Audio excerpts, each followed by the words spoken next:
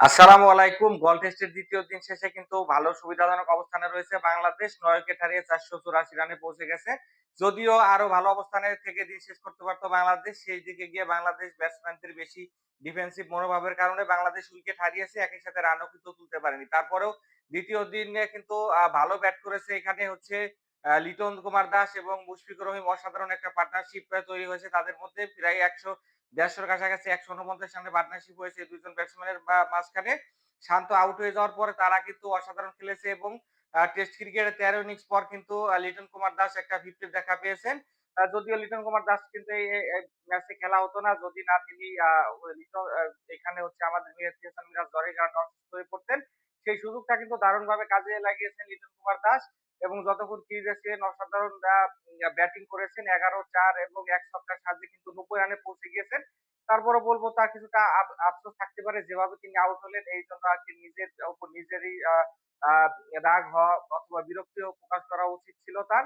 আ লিটন কুমার দাস কিন্তু ৯০ রানে পৌঁছে যাওয়ার পরে যে শটটা খেলে আউট হলেন, সচরাচর কিন্তু এইরকম শট তিনি খেলেন না। খেললেও কিন্তু খুব একটা ভালো তার ব্যাটে বলে কানেক্ট হয় না। লেগ স্টাম্পের বাইরের বল কিন্তু তিনি এখানে হচ্ছে প্যাডেল সুইপ করতে গিয়ে আউট হয়ে যান। তবে এই বলটা তিনি যদি ডিফেন্স করতেন অথবা লেগ সাইডে মারতেন এর আগেও কিন্তু আমরা দেখেছি যে কিপিং এর পিছন দিয়ে কিন্তু তিনি প্যাডেল সুইপে ৪ মেরেছেন। তো ঐরকম হলে কিন্তু ওই বলটাও ৪ হতে পারত।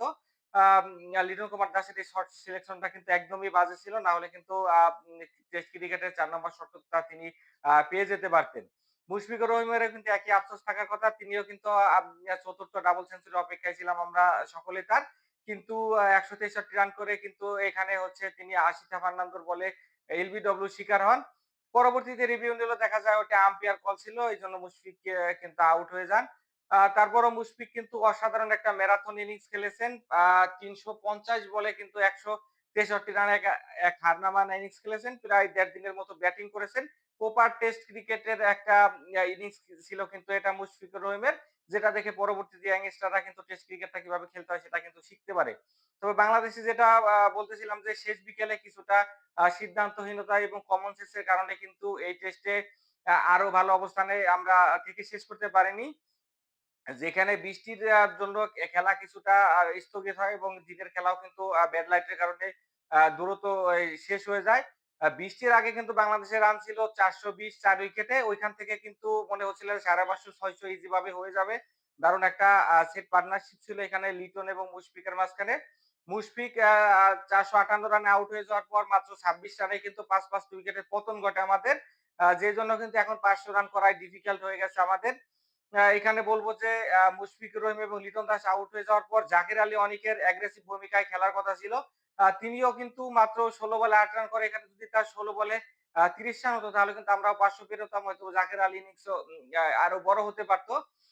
দেখেন ২ দিন শেষ হয়ে গেছে। এখনো কিন্তু আরো ৩ দিন অবশিষ্ট রয়েছে। শ্রীলঙ্কা কিন্তু এখনো ব্যাটিং এ নামেনি। তো বাংলাদেশকে জিততে হলে আ ব বড় তো রান তো তারা করেছে। পাশাপাশি কিন্তু ২০ উইকেট নিতে হবে। এজন্য যথেষ্ট টাইমও কিন্তু দিতে হবে। গলের এই মাঠটা কিন্তু এখনো মানে পিচটা খুবই ভালো ব্যাটিং করার জন্য। এজন্য বাংলাদেশের গতকালকে উচিত ছিল শেষের দিকে আরো বেশ কিছু রান করে ৫৫০ রান করে প্রয়োজনে ডিক্লিয়ার দেওয়ার। কিন্তু সেটা আমরা দেখিনি। এটা টিম অ্যাপ্রোচ অথবা অধিনায়কেরও কোনো ভূমিকা দেখা যায়নি। জাকের আলী অনিকের যেখানে হচ্ছে অ্যাগ্রেসিভ খেলার কথা ছিল তিনি কিন্তু ডিফেন্সিভ খেলেছে। নাঈম হাসানও ৩০ বলে ১১ করেছে। আমার কাছে মনে হয় বেশি ডিফেন্সিভ খেলতে গিয়ে বাংলাদেশের ব্যাটাররা কিন্তু এখানে উইকেট দিয়ে এসেছে। তারা যদি আরেকটু পাওয়ার হিটিং খেলতে পারতেন তাহলে ৫০০ আমরা অনায়াসে করতে পারতাম। সেক্ষেত্রে কিন্তু শ্রীলঙ্কাকে যদি ব্যাট করতে দিতাম শেষ বিকেলে ৫-৬ বার কিন্তু ভালো কিছু হতে পারত আমাদের জন্য। তারপরেও বলব যে বাংলাদেশ এখনো খুব শক্ত অবস্থানে রয়েছে।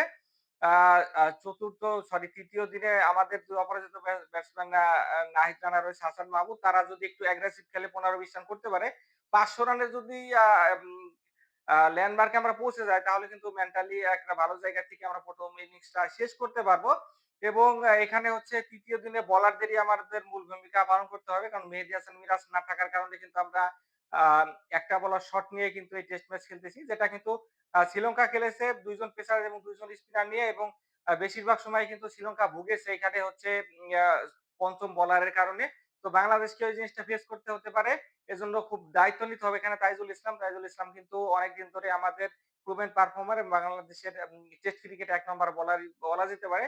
তাইজুল ইসলামকে এখানে কিন্তু গুরুত্বপূর্ণ ভূমিকা রাখতে হবে। পাশাপাশি আ নাঈম হাসানেরও অফ স্পিনটা এখানে কার্যকর হতে পারে। একই সাথে আমাদের ২ পেসার রয়েছে নাহিদ রানা এবং হাসান মাহমুদ। ১ম দিকে কিন্তু তারা কিছু মুভমেন্ট পাবেন এবং উইকেট আসলে নেওয়ার কোনো বিকল্প নেই। নাহিদ রানার গতিটা এখানে এক্স ফ্যাক্টর হতে পারে। পাশাপাশি হাসান মাহমুদের লাইন লেংথ এবং সুইং তো রয়েছে। তো বাংলাদেশকে এই ম্যাচটা জিততে হলে আসলে ১ম ইনিংসকে শ্রীলঙ্কাকে কত দ্রুত অল আউট করা যায় এবং বাংলাদেশ কত লিড নিতে পারে এর উপরই কিন্তু অনেকটা নির্ভর করতেছে। আ ৩য় দিনের বাংলাদেশ এবং শ্রীলঙ্কার আ খেলার পরবর্তী এনালাইসিস পেতে লোকাল স্পার্টে চ্যানেলের পাশেই থাকুন এবং যারা এখন আমার চ্যানেলটাকে সাবস্ক্রাইব করেনি তারা সাবস্ক্রাইব করে রাখুন। তাহলে কিন্তু খেলার সকল খবরাখবর সবার আগে আপনারা পেয়ে যাবেন। সকলেই ভালো থাকবেন। দেখা হচ্ছে নেক্সট ভিডিওতে। আল্লাহ হাফেজ।